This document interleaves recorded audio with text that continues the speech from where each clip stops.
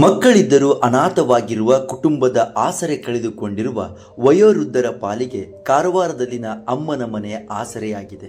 ಸಮಾನ ಮನಸ್ಕ ಯುವಕರು ತಮ್ಮ ಸ್ವಂತ ಶ್ರಮದಿಂದ ಆರಂಭಿಸಿರುವ ಈ ಆಶ್ರಮದಲ್ಲಿ ಸದ್ಯ 4 ವೃದ್ಧರು ನೆಮ್ಮದಿಯ ಬದುಕು ನಡೆಸುತ್ತಿದ್ದಾರೆ. ಮನೆಯ ವಾತಾವರಣದಲ್ಲಿಯೇ ಹಿರಿಯರ ಆರೈಕೆ ಮಾಡುತ್ತಿರುವ ಅಮ್ಮನ ಮನೆ ಕುರಿತು ವಿಶೇಷ ವರದಿ ಇಲ್ಲಿದೆ.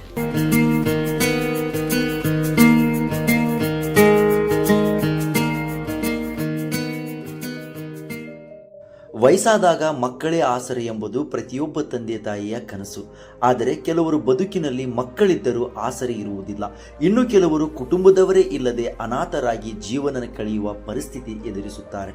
ಇಂಥ ಹಿರಿಯರ ಪಾಲಿಗೆ ತಾಯಿ ಮನೆಯಂತೆಯೇ ಆಶ್ರಯ ನೀಡುವ ಉದ್ದೇಶದಿಂದ ಕಾರವಾರದಲ್ಲಿ ಆರಂಭವಾಗಿದೆ ಅಮ್ಮನ ಮನೆ ಸೇವಾ ಸಂಸ್ಥೆ. ಯಾರೇ ಬಂದರು ಎದುರ್ಯಾರೇ ನಿಂತರು ಪ್ರೀತಿ ಹಂಚುವ ಯಜಮಾನ. ಕಾರವಾರ ನಗರದ ನಂದನ್ಗದ್ದ ಸಂಕ್ರಿಯವಾಡದಲ್ಲಿ ಆರಂಭವಾಗಿರುವ ಈ ಆಶ್ರಮಕ್ಕೆ ಇದೀಗ 4 ತಿಂಗಳು ಪೂರ್ಣಗೊಂಡಿದೆ. ಹಿರಿಯರ ಸೇವೆಯೇ ನಮ್ಮ ಧ್ಯೇಯ ಎಂಬ ಧ್ಯೇಯ ವಾಕ್ಯದೊಂದಿಗೆ ಕಾರವಾರದ ಸಮಾನ ಮನಸ್ಕ ಯುವಕರು ತಮ್ಮ ಶ್ರಮ ಮತ್ತು ಬೆವರಿನಿಂದ ಈ ಆಶ್ರಮವನ್ನು ಕಟ್ಟಿದ್ದಾರೆ. 4 ಅನಾಥ ವಯೋವೃದ್ಧರು ಇಲ್ಲಿ ಆಶ್ರಯ ಪಡೆದಿದ್ದಾರೆ. ಹುಬ್ಬಳ್ಳಿ, ದಾವಣಗೆರೆ ಹಾಗೂ ಕಾರವಾರದ ಹಿರಿಯರು ಇಲ್ಲಿ ನೆಮ್ಮದಿಯ ಬದುಕು ಕಂಡುಕೊಂಡಿದ್ದಾರೆ. ಸುಮಾರು 15 ಮಂದಿಗೆ ಆಶ್ರಯ ನೀಡುವ ವ್ಯವಸ್ಥೆ ಹೊಂದಿರುವ ಅಮ್ಮನ ಮನೆಯಲ್ಲಿ ಹಿರಿಯರಿಗೆ ಕೇವಲ ವಾಸ್ತವ್ಯ ಮಾತ್ರವಲ್ಲ, ಮನೆಯ ಅನುಭವ ನೀಡುವ ರೀತಿಯಲ್ಲಿ ಸೌಲಭ್ಯಗಳನ್ನು ಕಲ್ಪಿಸಲಾಗಿದೆ. ಕಚೇರಿ, ವಿಶಾಲವಾದ ಹಾಲ್, ಕಿಚನ್, ರೆಸ್ಟ್ ರೂಮ್, ಗ್ರಂಥಾಲಯ ಸೇರಿದಂತೆ ಅಗತ್ಯ ಸೌಲಭ್ಯಗಳಿವೆ. Washing machine, fridge, TV, inverter ಸೇರಿದಂತೆ ಹಲವು ಅನುಕೂಲಗಳಿದ್ದು ವಿದ್ಯುತ್ ಸಮಸ್ಯೆಯಾಗದಂತೆ ಪರ್ಯಾಯ ವ್ಯವಸ್ಥೆಯನ್ನ ಮಾಡಲಾಗಿದೆ. ಸ್ನಾನಕ್ಕೆ ಬಿಸಿ ನೀರಿನಿಂದ ಹಿಡಿದು ಊಟಕ್ಕೆ veg, non veg, tea, coffee ಹಾಗೂ ಉಪಹಾರದವರೆಗೂ ಮನೆಯಲ್ಲಿರುವ ರೀತಿಯೇ ವ್ಯವಸ್ಥೆ ಮಾಡಲಾಗಿದೆ. ಹಿರಿಯರ ಊಟ ಮತ್ತು ವಿಶ್ರಾಂತಿಗೆ ತೊಂದರೆಯಾಗದಂತೆ ಕುಕ್ ಹಾಗೂ ಕೇರ್ ಟೇಕರ್ ವ್ಯವಸ್ಥೆ ಮಾಡಲಾಗಿದೆ. ಅಷ್ಟೇ ಅಲ್ಲ, ಹಿರಿಯರ ಆರೋಗ್ಯದ ಬಗ್ಗೆಯೂ ವಿಶೇಷ ಕಾಳಜಿ ವಹಿಸಲಾಗಿದ್ದು ಪ್ರತಿ ವಾರ ಅವರನ್ನು ಕಾರವಾರ ಜಿಲ್ಲಾ ಆಸ್ಪತ್ರೆಗೆ ಕರೆದೊಯ್ದು ಆರೋಗ್ಯ ತಪಾಸಣೆ ಮಾಡುವ ವ್ಯವಸ್ಥೆಯೂ ಇದೆ. ತಮ್ಮವರಿಂದ ದೂರವಾಗಿ ಬದುಕಿನ ಕೊನೆಯ ಹಂತದಲ್ಲಿ ಅನಾಥರಾಗಿದ್ದ ಈ ಹಿರಿಯರಿಗೆ ಅಮ್ಮನ ಮನೆ ಇದೀಗ ಹೊಸ ಕುಟುಂಬವಾಗಿದೆ.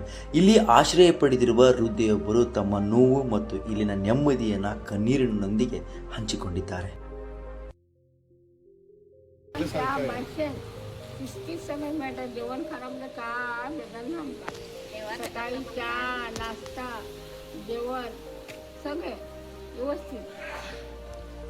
आणि जेवण करणारे किती बरी असं मस्त करून घालतात जेवण. घराकडे घरा जेवीला आमची जेवण मिळतं आमका. देवाचं करता आम्हाला देवाचे सगळे कोणी शिस्तीत आराम असतात. ನನ್ನವರು ಯಾರೂ ಇರಲಿಲ್ಲ, ಆದರೆ ಇಲ್ಲಿ ನಮಗೆ ಇಂತಹ ದೊಡ್ಡ ಮನೆಯಲ್ಲಿ ಸುಂದರ ಜೀವನ ನೀಡಿದ್ದಾರೆ. ನಮ್ಮ ಮಕ್ಕಳಿದ್ದರೂ ಇಂತಹ ಜೀವನ ಸಿಕ್ತಿತ್ತೋ ಗೊತ್ತಿಲ್ಲ, ಯಾವ ಜನ್ಮದ ಬಂದವೋ ಗೊತ್ತಿಲ್ಲ. ನಮ್ಮಂಥವರಿಗೆ ಆಶ್ರಯ ನೀಡುತ್ತಿರುವುದು ಪುಣ್ಯದ ಕೆಲಸ ಮಾಡುತ್ತಿದ್ದಾರೆ ಅಂತಾರೆ ಇನ್ನೊಬ್ಬ ವಯೋವೃದ್ಧೆ. ನನಗೆ ಇದು ಇಲ್ಲ, ನನಗೆ ಯಾರು ಇಲ್ಲ, ನಾನು ಒಬ್ಬಳೇ ಸಿದ್ದರ್ಲಿಂದ ಇಲ್ಲಿ ಬಂದೇವು. ನಾವು ನಮಗೆ ಎಲ್ಲ ಚೆನ್ನಾಗಿ ನೋಡ್ಕೊಂತಾರು. ನಾವು ಏನು ತೊಂದರೆ ಇಲ್ಲ, ನಮಗೆ ಆರಾಮ ಉಂಟು. ಎಲ್ಲ ಸಮ ಉಂಟು. ನಮ್ಗೆ ರಾಮದೇವಿ ಇಲ್ಲೇ ನಮ್ಮನ್ನು ಚೆನ್ನಾಗಿ ನೋಡ್ಲಿಕ್ಕೆ ನಿಮ್ಗೆ ಯಾರಿಲ್ಲ ಇಲ್ಲ. ಇಲ್ಲಿ ಬಂದು ನಮ್ಮನ್ನು ಇಲ್ಲಿ ಇಟ್ಟಾರ. ವೃದ್ಧೆಯ ನೋವಿನ ಕಥೆಯೂ ಇದೆ. ಸ್ವಂತ ಮಕ್ಕಳೇ ಕೈ ಬಿಟ್ಟಾಗ ಬೀದಿಗೆ ಬಂದಿದ್ದ ಅವರು ಇಂದು ಅಮ್ಮನ ಮನೆಯಲ್ಲಿ ಮಕ್ಕಳ ಪ್ರೀತಿಯನ್ನ ಕಾಣುತ್ತಿದ್ದಾರೆ. ಸ್ವಂತ ಮಕ್ಕಳೇ ಬಿಟ್ಟು ಹೋದಾಗ ನಾನು ಅನಾಥೆಯಾಗಿ ಬೀದಿಗೆ ಬಂದಿದ್ದೆ, ಆದರೆ ಇಂದು ಯಾರ ತಾಯಿ ಮಕ್ಕಳೋ ಗೊತ್ತಿಲ್ಲ, ಅವರೇ ನಮ್ಮ ಮಕ್ಕಳಾಗಿ ದೇವರಂತೆ ಇದ್ದಾರೆ.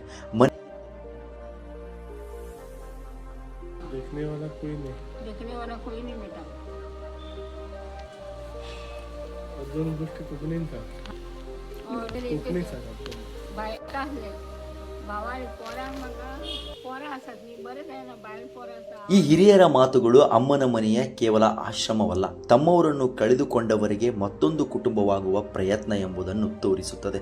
ತಮ್ಮದೇ ಜೀವನದ ಕಷ್ಟಗಳ ನಡುವೆಯೂ ಸಮಾಜ ಸೇವೆಯ ಉದ್ದೇಶದಿಂದ ಈ ಆಶ್ರಮವನ್ನು ಮುನ್ನಡೆಸುತ್ತಿರುವ ತಂಡದಲ್ಲಿ ಅಧ್ಯಕ್ಷ ಅರುಣ್ ಹರ್ಕಡೆ, ಉಪಾಧ್ಯಕ್ಷ ವಿಕ್ಕಿ ದೇಶ್ಮುಖ್, ಪ್ರಧಾನ ಕಾರ್ಯದರ್ಶಿ ಮೊಹಮ್ಮದ್ ಹನೀಫ್ ಕುರೇಶಿ, ಕಾರ್ಯದರ್ಶಿ ಶ್ರೀಪಾದ್ ಪಾಂಡುರಂಗ್ ಶೆಟ್, ಜಂಟಿ ಕಾರ್ಯದರ್ಶಿ ಯಕ್ವಿಲ್ ಫರ್ನಾಂಡಿಸ್, ಗೌರೀಶ್ ಕಲ್ಕುಟರ್ ಹಾಗೂ ಖಜಾಂಚಿ ರೋಹನ್ ನರ್ಸಿಂ ರಾಯ್ಕರ್ ಪ್ರಮುಖರಾಗಿದ್ದಾರೆ. ತಮ್ಮ ಸೀಮಿತ ಸಂಪನ್ಮೂಲಗಳಲ್ಲಿಯೇ ಅನಾಥ ವೃದ್ಧೆಗೆ ಆಶ್ರಯ ನೀಡುವ ಈ ಸಮಾಜಮುಖಿ ಪ್ರಯತ್ನಕ್ಕೆ ಇದೀಗ ಸಾರ್ವಜನಿಕರ ಸಹಕಾರ ಅಗತ್ಯವಿದೆ. ಆಹಾರ, ವಸತಿ, ಆರೋಗ್ಯ, ಆರೈಕೆ ಸೇರಿದಂತೆ ಹಿರಿಯರ ದಿನನಿತ್ಯದ ಅಗತ್ಯಗಳನ್ನು ಪೂರೈಸುವುದು ನಿರಂತರ ಜವಾಬ್ದಾರಿಯಾಗಿರುವುದರಿಂದ ಅಮ್ಮನ ಮನೆ ಉಳಿಸಿ ಬೆಳೆಸಲು ಸಮಾಜದ ಸಹಕಾರ ಅಗತ್ಯವಾಗಿದೆ. ಹೀಗಾಗಿ ಅಮ್ಮನ ಮನೆಗೆ ನೆರವು ನೀಡಲು ಬಯಸುವವರು ಈ ಕೆಳಗೆ ಕೊಟ್ಟಿರುವಂತಹ ನಂಬರ್ಗಳಿಗೆ ಸಂಪರ್ಕಿಸಿ ನೆರವನ್ನು ನೀಡಬಹುದು. ಮಕ್ಕಳಿದ್ದರೂ ಆಸರೆ ಇಲ್ಲದವರಿಗೆ ಆಸರೆಯಾಗಿ, ಕುಟುಂಬವಿದ್ದರೂ ಪ್ರೀತಿ ಸಿಗದವರಿಗೆ ಪ್ರೀತಿಯಾಗಿ, ಬದುಕಿನ ಕೊನೆಯ ಹಂತದಲ್ಲಿ ನೆಮ್ಮದಿಯ ಹುಡುಕುತ್ತಿರುವ ಹಿರಿಯರಿಗೆ ಅಮ್ಮನ ಮನೆ ಎಂದು ಹೊಸ ಮನೆಯಾಗಿದೆ. ಅಮ್ಮನ ಮನೆ ಉಳಿಯಲಿ, ಇನ್ನಷ್ಟು ಹಿರಿಯರ ಕಣ್ಣಲ್ಲಿ ನೆಮ್ಮದಿಯ ಬೆಳಕು ಮೂಡಲಿ.